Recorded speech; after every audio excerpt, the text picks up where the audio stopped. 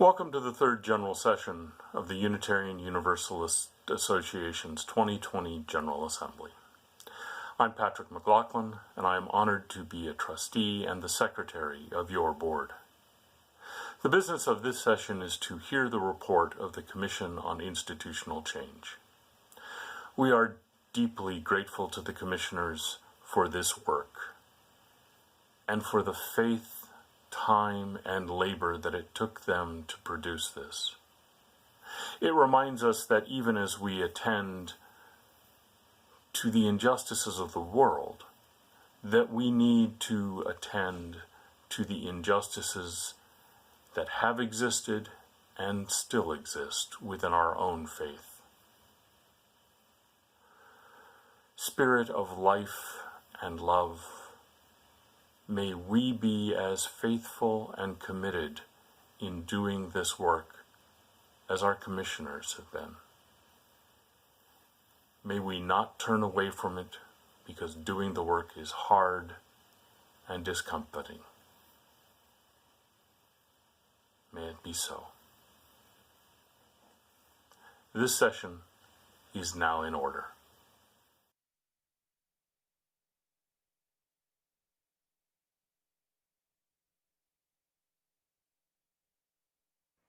We now call to order the second general session of the 59th General Assembly of the Unitarian Universalist Association. 3 years ago, the UUA board formed the Commission on Institutional Change that was introduced at the 2017 General Assembly. The individuals who have served on this commission have generously given countless hours and months of their lives to do the heavy lift of gathering, analyzing, and presenting us with the hard truths around our collective patterns of white supremacy culture. Through the report they are about to give, the Commission shares with us not only their analysis, but also their thoughtful recommendations of how we might collectively move forward to change our structures and ourselves in order to transform our faith for the better. The Commission has also encouraged us to understand and recognize intersectionality and all the ways oppression manifests in our culture and movement. With the gratitude for the faithful work and the sacrifices, both personal and professional, they have made, please join me in welcoming the members of the Commission on Institutional Change to the screen.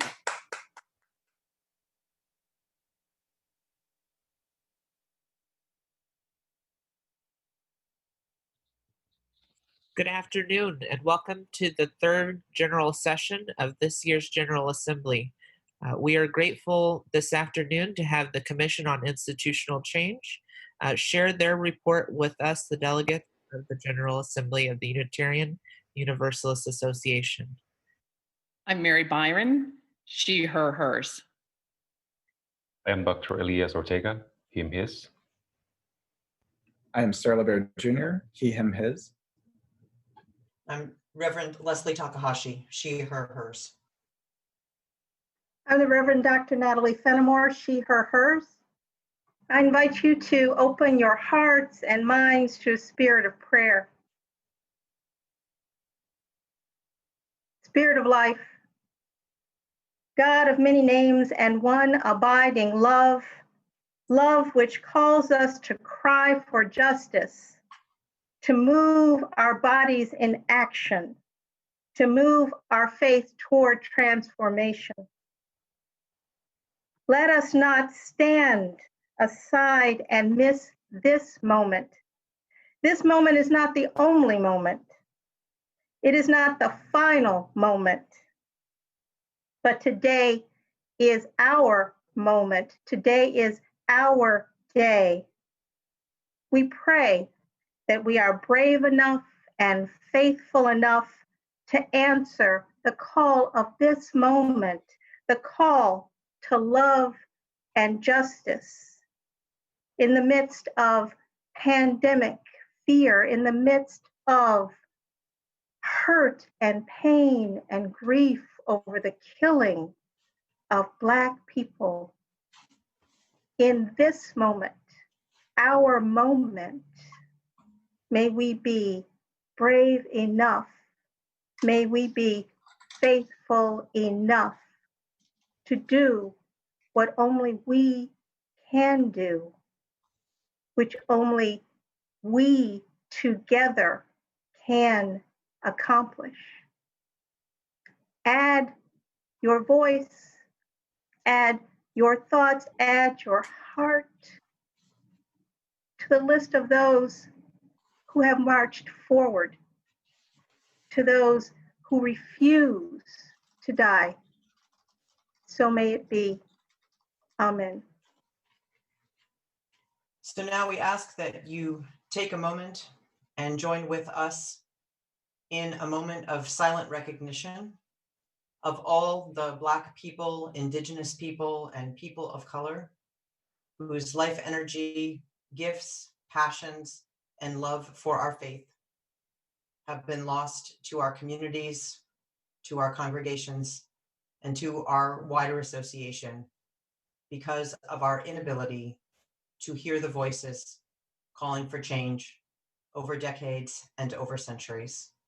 Let us take a moment of silent recognition.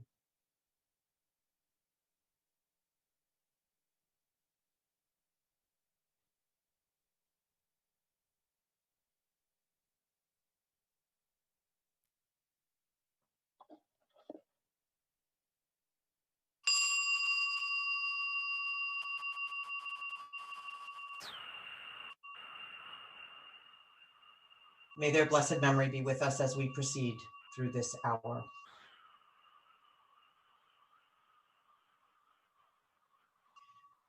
We are going to take a few minutes and share with you some of the questions that we have gotten through our work as the Commission on Institutional Change. And we are going to share with you some of the questions that we have had. The first question we'll share with you is, why should we care about the work of racial accountability and reconciliation, reformation, and change during this time when we have faced a global pandemic, an economic crisis, and a national conversation about race? First and foremost, we should understand that our theology and our history as Unitarian Universalists leads us to the struggle against racism and any form of dehumanization, because we believe in the inherent worth and dignity of every human being, and that we affirm our interconnectedness and therefore our mutual need. One of us is not free if all of us are not free. One of us is not safe if all of us are not safe. The pandemic has accentuated, actually, it's lifted up why we need to have this understanding of our theological heritage. Think about what the world would be like if we had lived into this to this point. Think of those who would not be risking their lives because they were underinsured but still had to go out in the pandemic. Those who didn't have health care, who don't have financial support to see them through this crisis. If we were able to wrap the world in our Unitarian Universalist theology, there would be so much less suffering, especially by those in under-resourced communities, those people of color, those people who have different non-majority identities. Another question is, isn't it time to move past the race conversation?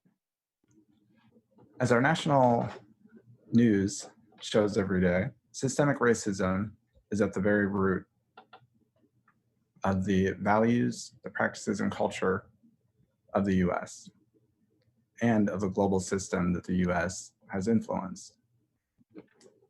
Further, the pandemic has brought our attention to the cavernous divisions among us, particularly for Black and Indigenous people. As the hospitalization and death rates have shown, those groups are many times more likely to face health disparities, income inequality, and lack of basic social services. And the effects to control the virus have only brought more attention to the heavily militarized policing that goes on within those communities. As we come out of this pandemic, this moment of uprising, those divisions threaten to become even starker. In many states and across the country, COVID relief is already being distributed unequally, and many communities are seeing their wealth gap widen. Rather than turn away from race and the problems of systemic racism and the problems of inequity, we must turn fully forward so that finally we can begin to close these gaps and make a difference for everyone. Another question is, why should we listen to the five of you and your opinions? This is a question that for us was based in our methodology. From the outset of our work, we make a priority to listen to those who are the most impacted by our denominational system and the impact of systematic racism. For this reason, we carried over 1,000 hours of interviews and received many, many testimonials. We also have 2 listening sessions at GA 2018 and 2019. In addition, we carry a collaborative process with leaders across our denomination. And out of this process, we identify the priorities that guided our data analysis. And therefore, out of this analysis come our recommendations. These are not the recommendations of our particular preferences and idiosyncrasies and experiences as a commissioners, but instead they are the collection of voices from across our movement. Another question we've received is, why are you calling us to be more creedal? So we have engaged with this question throughout our 3 years. People believing that any call for us to return to our theological legacy and roots is to require some kind of creedal statement or test for our members and for our association and for our congregations and communities. What we are saying is that in this time, we have a theological legacy that is one of our most treasured gifts, and that we cannot abandon that or not use it at a time that we truly need to center what we're doing on what we believe, what has been those beliefs that have been passed down to us, that we have inherited, and which are one of our greatest treasures. In addition, our faith calls us into deep covenants with one another. We believe that a theological mandate, we need to find the ways, both ritually and as a faith community, that creates our bonds of unity that help us overcome the wounds of racism in our midst. Another question is, how can Boston make us do things when we have congregational polity? And also, are you trying to make Boston more powerful?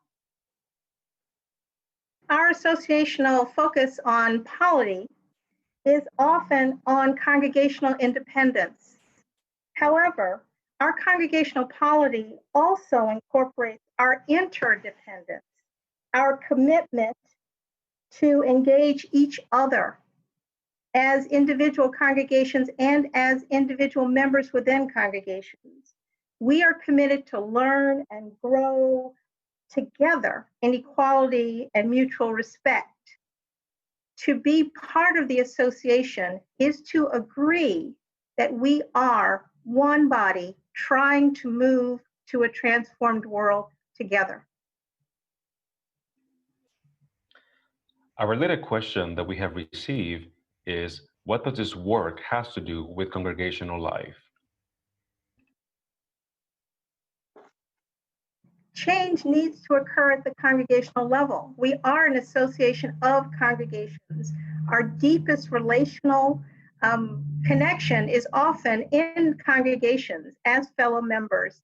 If we change at that level, then we can spread that change throughout our association. Our work in listening to hundreds and hundreds of stories of what has happened to people who enter into our communities and congregations teaches us that at some level, this is all just about basic hospitality. People come into our faith through our congregational doors, and too often they leave through those same doors, never to return again, even though in their hearts, they now know that they share our Unitarian Universalist values. Another question that we have to ask to all of you, but which we will also answer, is what is the consequence of failing to take this particular time in history and address these issues, not only individually, but at an institutional and systemic level? Well, the first part of that answer is we're going to continue to do real harm to people the way that we have by not completing this work and continuing this work in the past. It means we're going to be living out of integrity with our values. We're not going to be honoring the inherent worth and dignity of all people, to do our work with justice, equity, and compassion at the center of what we do. And that's just the beginning. Amidst this pandemic and rebellion, we face an historic crisis that will prove to be a hard acid test of our systems, structures, and community. Radically addressing these issues head-on will position us to respond to the social changes ahead. And more important than the survival of our denomination, our legacy as a faith tradition, as well as the integrity of our members, will be judged by history against how we responded to this moment. And the harder truth is that many of the people we are advocating for in these recommendations need those resources and critical changes now, or they may not be with us on the other side. Thank you to the Commission for these questions and answers. We now invite you to share with us your takeaways and recommendations from your report.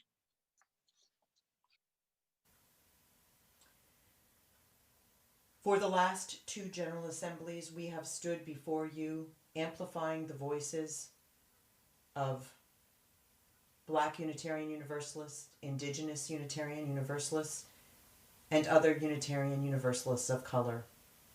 We have brought to you their anger, their pain, their sorrow, and their outrage.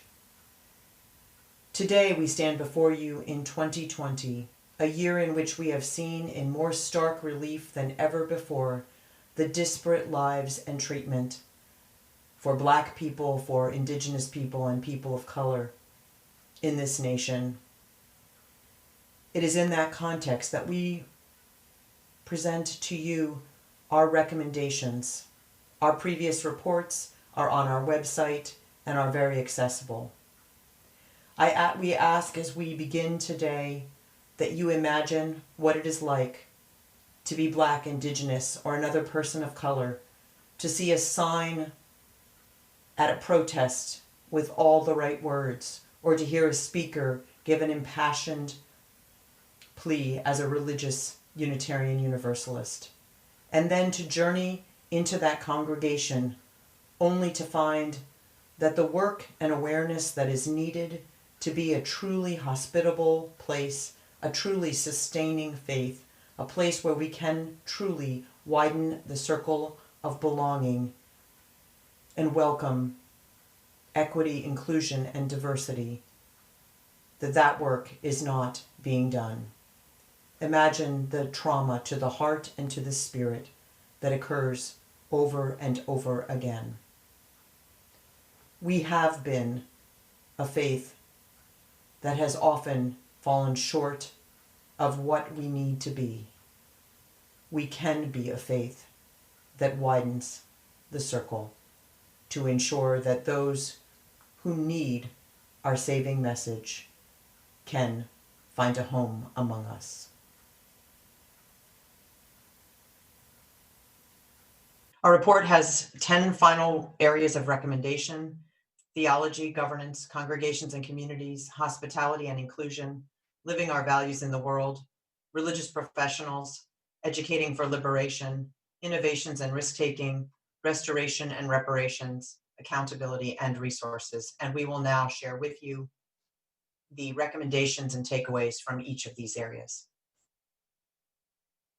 Our faith traditions as Unitarian Universalists require us to address equity, inclusion, and diversity issues. Faith and covenant are not dirty words. If freedom and individualism are the most important values, we will have little to offer in these times. These times require a liberatory faith that invite us each into the spiritual work and empathy of healing. Justice making is not a substitute for a coherent theology, and faithful justice making requires a liberatory theology. An articulation of what is commonly believed among us need not result in a creedal test for membership or involvement in our communities. Too many Unitarian Universalists do not know what saving and liberatory truth can be found within their own faith tradition. We need to put together greater emphasis on what it means to be bound to one another in an interdependent web and in keeping with our covenantal tradition. A greater emphasis on the theological basis for our work for diversity, equity, and inclusion will help us to make decisions about the forms of this work most appropriate for our individual and shared faith lives. Our recommendations. Re-engagement with our theological legacy and its use today will both ground our efforts to welcome all who are drawn to our faith and provide resources for resilience for Unitarian Universalists in these difficult times. Reinterpretation of our theological legacies in these times should be liberatory and should articulate our commitment to affirming and welcoming those who have been marginalized in our larger society and within our communities and organizations. Acknowledgement of anti-oppression work as a theological mandate is essential. We need to resurrect, research, document, and teach the words of Black people, Indigenous people, people of color, LGBTQI individuals, women, and others who have been largely lost through the presence has been with us throughout history. These constitute a valuable tool for our times. Education about the covenantal nature of our faith will allow communities to support and nurture one another as the overall U.S. climate becomes more hostile and disinterested in a life of faith. Our second area is governance, and here are some of our takeaways. While at the local and regional level, our structures can be too informal, perpetuating a club-like mentality of leadership, our overly complex governance system makes change difficult. Change, agility, and innovation are needed for Unitarian Universalism to survive. Black people, Indigenous people, and people of color encounter ignorance and aggression in many Unitarian Universalist organizations, and the lack of a common commitment to anti-oppression and multicultural work makes such service hazardous. We have a history of disbanding bodies and then not reinstating them, as happened with our continental youth and young adult programs. We must address this ongoing need. We need a congregational polity that serves us rather than blocks progress. We need covenantal understandings among all affiliated Unitarian Universalist organizations about the need for equity, inclusion, and diversity initiatives. And we need to refocus the resources we have on critical areas of leadership that lead to more inclusive and equitable practices. And here are our recommendations. The Board of Trustees and the President of the Association should articulate clear goals, plans, and measures towards a liberatory Unitarian Universalism for our times. Governance within the association needs streamlining as outdated and duplicative structures exist. The unnecessary complexity of the current Unitarian Universalist governance structures is biased towards the more privileged who have the time and the resources for extensive volunteerism. Misconceptions about the nature of our congregational polity should be addressed, as they are used to empower individual ministers and lay leaders to maintain a stagnant and exclusionary status quo. And our takeaways for congregations and communities. Congregations that choose to engage to increase equity, inclusion, and diversity are leading the way into the future. Too often, these congregations must do this challenging work by themselves when learning communities would be easy to form. Curated resources, learning circles, and funding to develop needed tools should be a priority for UUA-led efforts under the leadership of the Liberal Religious Educators Association. Anti-oppression tools, as well as conflict facilitation, are essential to leadership development efforts, and leadership development is needed in the complex and often conflictual context of leadership today. None of this can be accomplished without better communication between the Unitarian Universalist associations and the congregations it serves. Regional gatherings could touch more Unitarian Universalists and help provide a common frame of reference. Regional staff should provide a consistent structure for work on diversity, equity, and inclusion. And so our recommendations are: covenant and commitment, not comfort, should be the binding fabrics of UU congregations and other communities. The UU board and the president and administration should continue to prioritize efforts to create communications channels and strengthen regions, clusters, and other structures congregations can live into true congregational polity, the lack of which has exacerbated conflicts and created unnecessary distractions from mission. The UUA board should look at the best way to provide ongoing active governance for congregations, as the current General Assembly system is too costly and cumbersome for many to participate in, as this disproportionately affects people of color. Development of a common frame of anti-oppression training and multicultural competency is needed for all regional staff, those trained to advocate for UU professionals during times of conflict, and regional boards and entities to help prevent injury and wrongdoing. Our takeaways from hospitality and inclusion. Most Unitarian Universalist congregations and organizations need ongoing intention, education, and structural change to be hospitable to all. A certification process for those interested in addressing racial bias and oppression is overdue. Identity-based groups such as Drum, Blue, Trust, and Equal Access could provide those for marginalized groups with needed support while longer-term cultural change is happening. The defunding of our national youth and young adult programs has hindered our anti-oppressive efforts, and redress is necessary. Congregations committed to equity, inclusion, and diversity should demonstrate this through funding of travel and scholarships for Black people, Indigenous people, people of color, LGBTQIA people, disabled, and poor people, as well as for youth and young adults as a regular part of annual budgets. Our recommendations. New structures to provide leadership education to UU leaders are needed and should include multicultural hospitality practices as foundational. Convening for volunteer leaders at the regional and cluster level should be emphasized to allow support for marginalized groups, including people of color. Providing resources to promote young adult and youth convenings that include support and caucusing for those with marginalized leadership is essential. Living our values in the world. Our takeaways. Our theology calls us to respect the worth and dignity of all, and that is the foundation for our justice work. That foundation, alongside with our understanding that we are bound together, means that we need to center justice work in our accountable partnerships. The lenses of diversity, equity, and inclusion should be applied to all areas of justice work, including climate change. Accountable partnerships are dependent on our ability to educate ourselves and avoid microaggressions, tokenizing, and other forms of modern racism.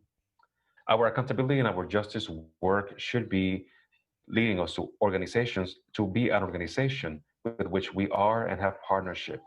We should not ask individual members of a particular racial or ethnic group or other group, such as transgender individuals, to serve as our accountability partners. Our recommendations. A liberatory faith will remember the mandate for our theological legacy to privilege those who are most affected in our justice work, which should follow the voices of those most at risk. Through its regional structures, the UUA should promote education for those who will accompany Anchor Journey with Black, Indigenous, and people of color and their leaders and groups to ensure more competency in this area. Develop more theological resources to center our justice work in our faith and make clear the interconnection between action in the world and spiritual development. As people of faith, our call to collective justice work through accountable partnership is our salvific path.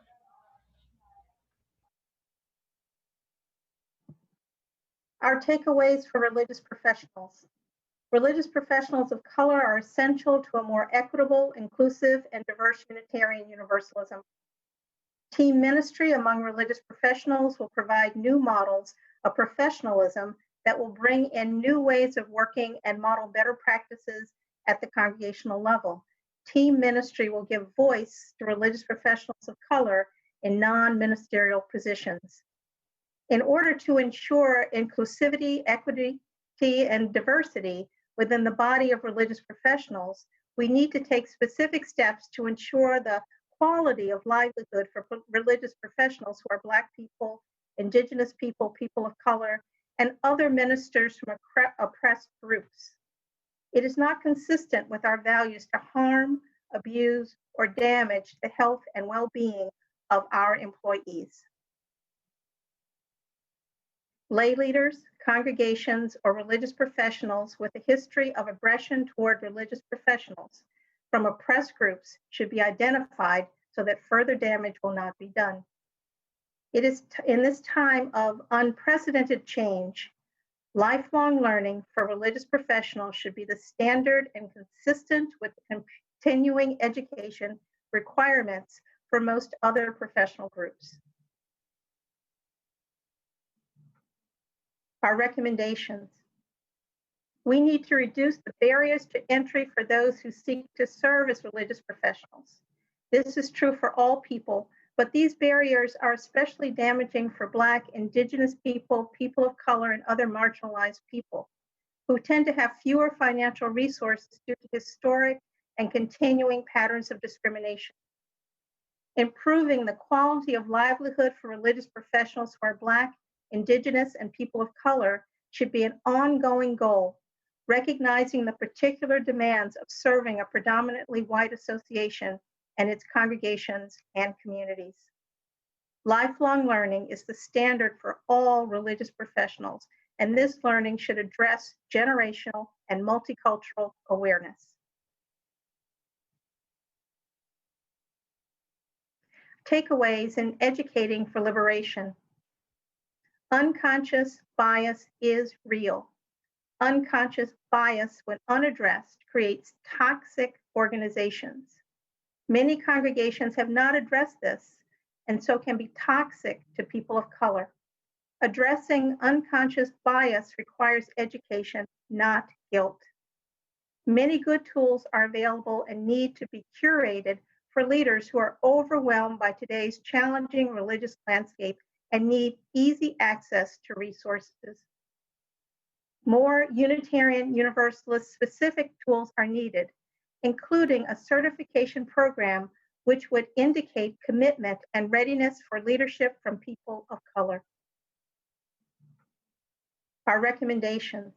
The Unitarian Universalist Association and other national UU organizations should prioritize the development of resources that allow Black people, Indigenous people, people of color, and other targeted groups to address the effects of today's racism and other oppressions in their minds, bodies, and spirits. Resources and tools to ensure a variety of entry points into spiritual work, of embracing one's own identity and the identity of others should be curated and, where not available, developed. Resources on healing religious wounds and productive conflict engagement are also needed as a core path of faith development. A comprehensive path to understanding the work of equity, inclusion, and diversity should be developed and maintained as part of our faith development. Innovations and risk-taking are key takeaways. People in communities who are frontrunners and innovators in combating white supremacy culture and developing practices of equality, innovation, and diversity have traditionally faced barriers when what we need for them to have is support. The limited resources, we should showcase and spread successful innovations because such change is critical to our survival as a faith tradition. We should not be culturally appropriative as a way of being inclusive, and education can help prevent that. We should do this education. Congregations taking the risk of engaging in inclusion, equity, and diversity work will pay a cost because of those unwilling to adapt to the times. They should be supported. Recognizing and honoring those engaged in equity, inclusion, and diversity work at the national level can build support at the local level.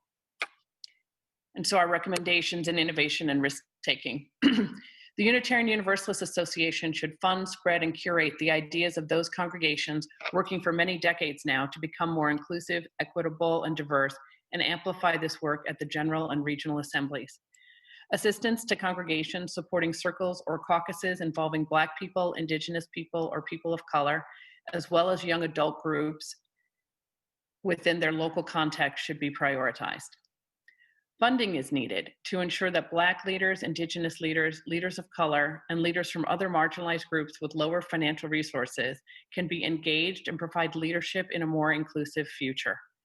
We need to continue to figure out ways to use the leadership, expertise, and life experience of Unitarian Universalists who are Black, Indigenous, or people of color, or have other marginalized identities, as they are very valuable in designing faith-based experiences that speak to resilience and inclusion in an increasingly diverse context. New settings and structures for worshiping and convening for Black people, Indigenous people, people of color, and youth and young adults should be funded, including new communities.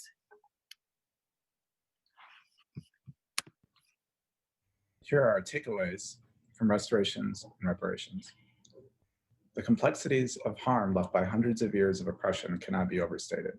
Therefore, this report will not issue one-size-fits-all responses and policies for reparative actions. While we offer takeaways as we have in other chapters, we believe that the impetus and responsibility for innovation and implementation lies primarily in the hands of the institutions and actors holding power. The same energy, foresight, determination, capacity for organization, invention, and passion displayed in the European conquest of the world should be brought to bear in the dismantling of its oppressive, ecocidal, and genocidal practices. The UUA should invest in researching the best reparations platform from existing international, national, and local models. Best practices for this research would include prioritizing the voices of those most marginalized and harmed within Unitarian Universalism. The cultivation of reparative values within our theology is a moral imperative and the only way to provide true integrity to our existing principles. We need an ongoing commitment to reparations at the institutional level under the authority of the Board of Trustees and ongoing reform and accountability groups. While Unitarian Universalists probably do not have the will or the collective imagination to offset the harm done, especially to Black and Indigenous people among us, we can offer reparations by ensuring the continued funding of spaces that allow marginalized people to survive among us, such as Drum, Blue, Trust, Equal Access, etc. Congregations that are in morbid decline or closing their doors should be actively encouraged to donate their resources to the association in some manner rather than making donations to their local community. These resources could be used to fund next generation communities and practices. Our recommendations for restoration and reparations. As an act of reparations, funding and administrative support for groups that allow Black, Indigenous, people of color, and other marginalized groups to convene and gain the support necessary to worship and serve in predominantly white communities should remain a priority. Methods for encouraging and channeling productive conflict should be established and promoted to decrease harm. Channels and procedures for identifying harm, making amends, and financial reparations should be established. And widespread practices of acknowledging Unitarian Universalism's foundational complicity with racist practices, especially against Indigenous and Black people, are essential to understanding the need for continued support. And our last area is accountability and resources. Accountability structures should be built into the bylaws and have direct representation on the Board of Trustees and should include accountability to representative groups, not individuals. We may not survive the past decade's disruption of our commitment to anti-oppression work.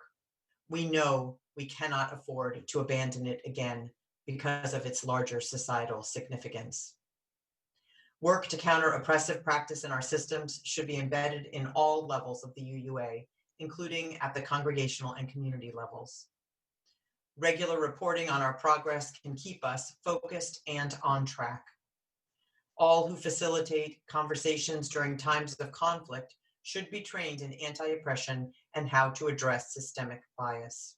Here are our recommendations. Accountability should be embedded in the structure of the boards of the association and other key organizations, including all affiliated and professional organizations. Ongoing monitoring is needed to ensure that work to counter bias and oppression is not interrupted again. The UUA should establish an ongoing independent body to identify systemic changes and monitor accountability on work towards equity, inclusion, and diversity. And our final recommendation, those responsible for managing and negotiating in times of change and conflict should have training in anti-oppression work. We have shared with you many recommendations. We hope you will take the time to read the report, which gives the context and our findings and the details of what we are saying here. We also hope you will take a moment now to just check in with yourself and your heart and to see what is resonating with you in this discussion. And then after that moment of silence, we will ask each of our commissioners will share a personal statement about what this work has meant to them over these last 3 years. I'm the Reverend Dr. Natalie Fenimore.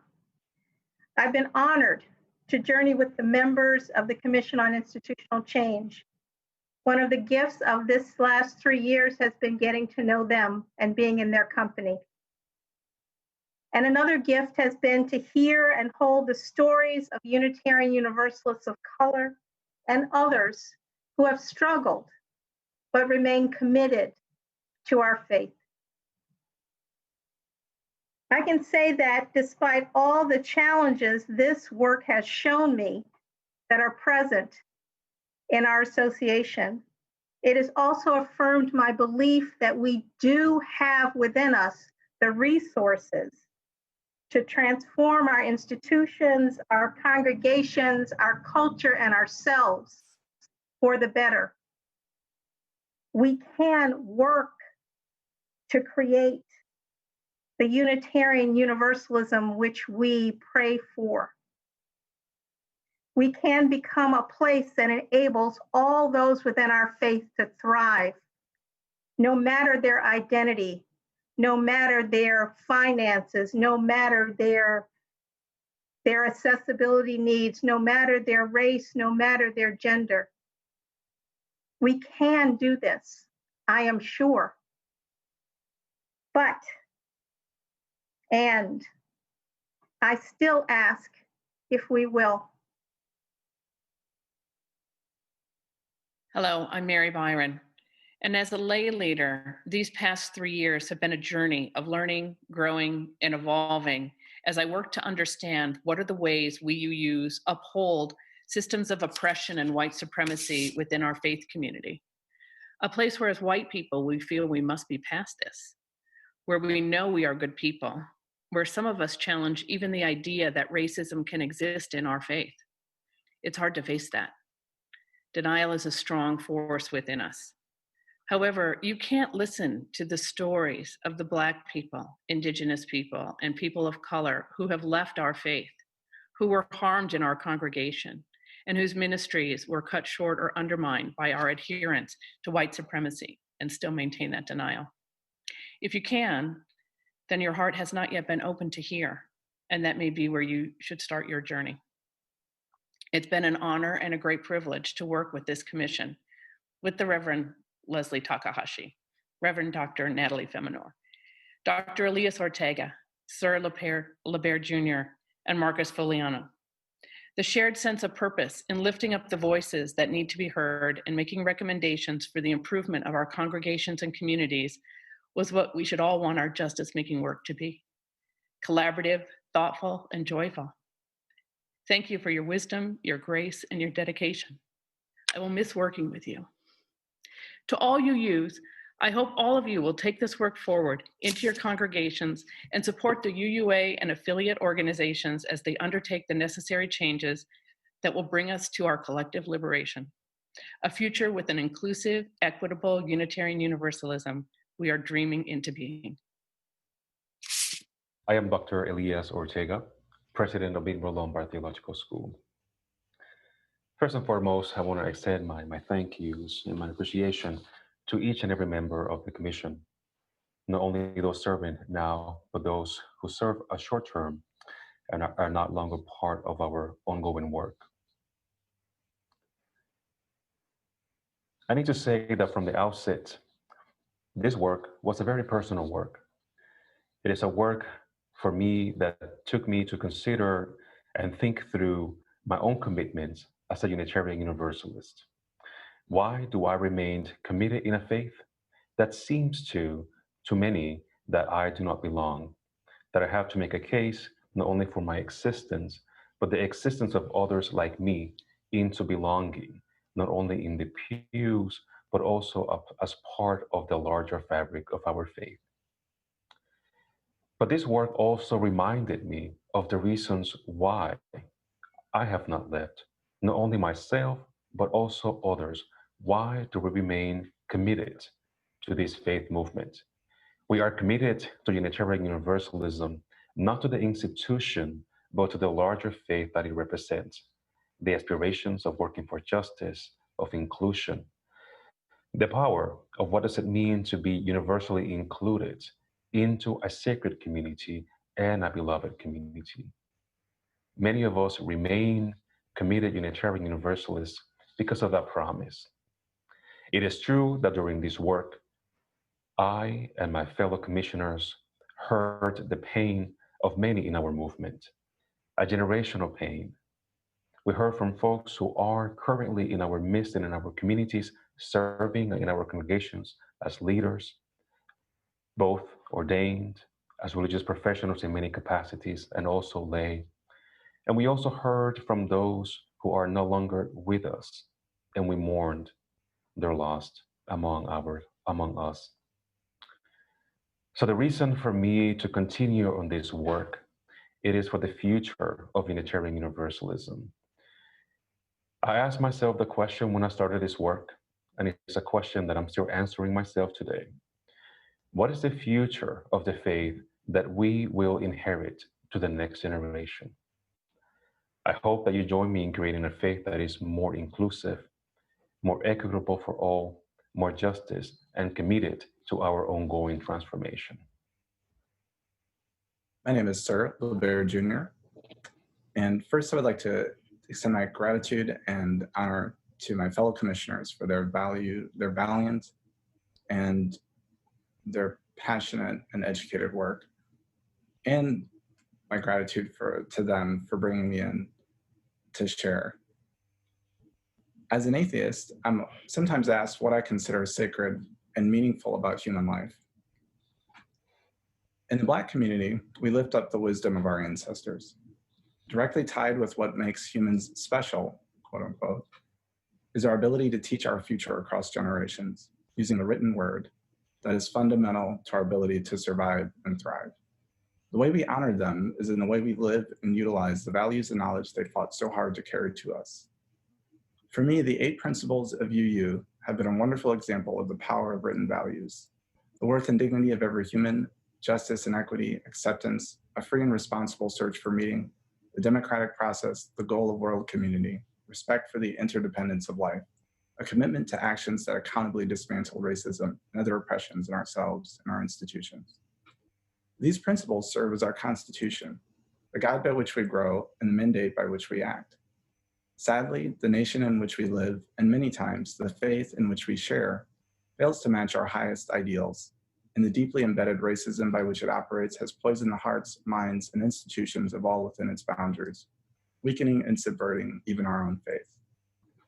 It is my hope that this report serves as a decisive declaration of Unitarian Universalism's values and intention, and a guide for how we may implement those values within our spaces and all the spaces we inhabit. By directly naming the stumbling block of racism and anti-Blackness and proclaiming how we will confront it, we can ensure our actions live up to the highest ideals of our anti-racist ancestors and lift a banner both to our future members and leaders and to the world, saying clearly, we are a faith for all people.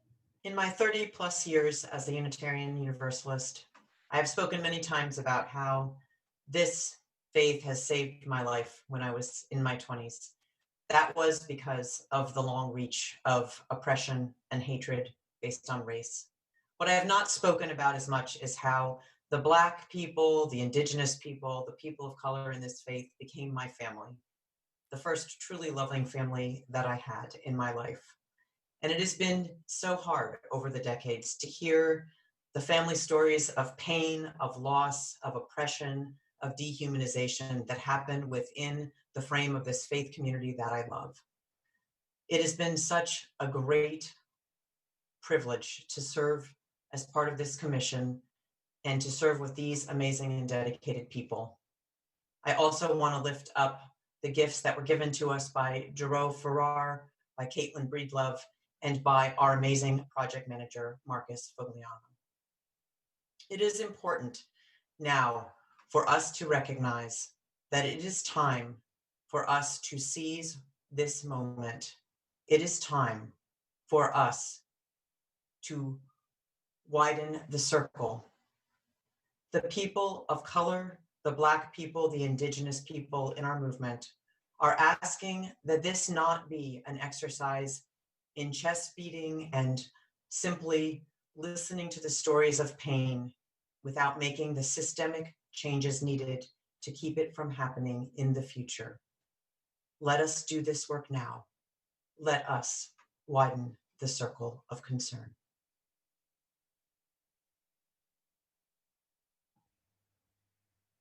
Too many times, we have marveled at our heritage, which values each life, and yet not lived up to its mandate that we treat each life as sacred. Too many times, we have taken our ideals out into the streets to be on the right side of history and have failed to do the work within our own walls. Too many times, we have wept when we heard the stories of harm done, felt indignation and resolve, and then not done the needed work to make true repair. Too many times, we have proclaimed our interdependence, our oneness, without making the changes that would allow all to survive and thrive. Too few times have we looked at the damage done when those most in need of shelter come into our sanctuaries, seeking solace, only to find a lack of hospitality and skill. Too few times have we asked those harmed how the healing they need can best be done. They know. Too few times have we lived up to the expansive, inclusive, mutually enriching view of the world, which is our true heritage. Too few times have we been willing to give up comfort to honor commitment and covenant with one another. Too few times have we recognized that this widening is essential to the survival of our beloved faith. How do we widen the circle of concern? By witnessing to the stories of those who would offer their gifts among us, and yet who too often are outside the stretch of our hospitality. How do we widen the circle of concern? By remembering that we can be of service beyond our walls and yet must also do our work within our walls. How do we widen the circle of concern? By listening rather than refuting those stories which are told at a cost and can only be honored if they lead to righteous action, dismantling oppressive practice and structures to build for this new day. How do we widen the circle of concern? By being willing to risk fear, conflict, civility, and familiar ways to embrace the integrity of deep change. How do we widen the circle of concern? By taking the learnings of this uprising time and cradling them against our hearts, knowing that this healing work is balm for the mind, heart, and spirit. Widen the circle to recognize the gifts that our Black and Indigenous kin, our cousins of color, offer, and to treat these gifts with high regard. Widen the circle to include our transgender siblings, those with disabilities, those with limited economic means, those who embrace our culture while still dwelling within their own, to include all who struggle to be witnessed and honored among us. Widen the circle to let this be the last report that has to say what has been said so many times by so many generations. Widen the circle so that all those who are weary of spirit might rest by the mighty fountains of our faith and know themselves cherished and witnessed, renewed and revived. Widen the circle so that the living teachings we inherit might stretch out to embrace all who would dwell within this expanding perimeter. Widen the circle of concern. Thank you to the commissioners for this report. For a complete record of the Commission on Institutional Change's work over the last 3 years, please visit the UUA website at www.uua.org/UUA governance/committees/CIC. There you will find a link to the Widening the Circle of Concern report of the Commission on Institutional Change, available for purchase through the In Spirit bookstore. Join us tomorrow for 5 workshops to further our understanding on the Commission's report. The commissioners will be participating in 5 panel discussions tomorrow, Friday, June 26th at 4 p.m. Eastern, 3 p.m. Central, 2 p.m. Mountain Time, and 1 p.m. Pacific. The workshops will be Theological Grounding for Diversity, Equity, and Inclusion. The second workshop, Education and Transformation in UU Congregations. The third workshop, Why Diversity, Inclusion, and Equity Matter to Your Congregation. Fourth workshop will be Hospitality, Reparations, and Our First Principle. And the final workshop, Accountability, Agility, and Good Governance.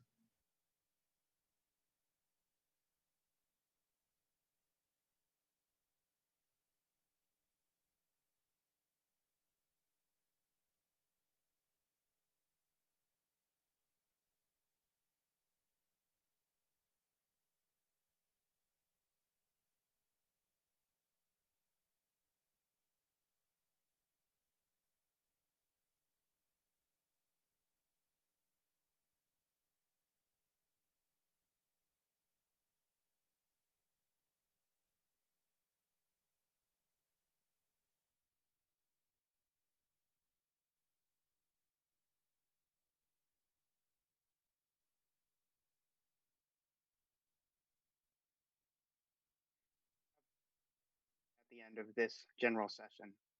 If you took notes during the breakout groups during the session prior to that faithful report from the Commission, please email your notes to administration@uua.org. Again, that is administration@uua.org. Thank you, and come back to the main hall at the 1:15 to hear reports from Beacon Press, the Service Committee, and the UU Women's Federation. See you in a few minutes.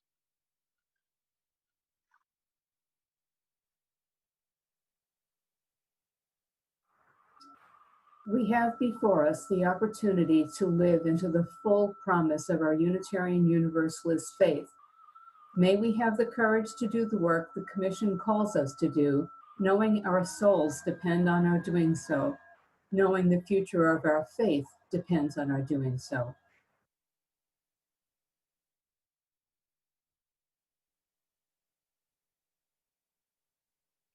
There being no further business to come before us, and in accordance with the schedule set forth in your program book, I declare that this general session of the General Assembly shall stand in recess until 1:30 p.m. Eastern, 10:30 a.m. Pacific tomorrow.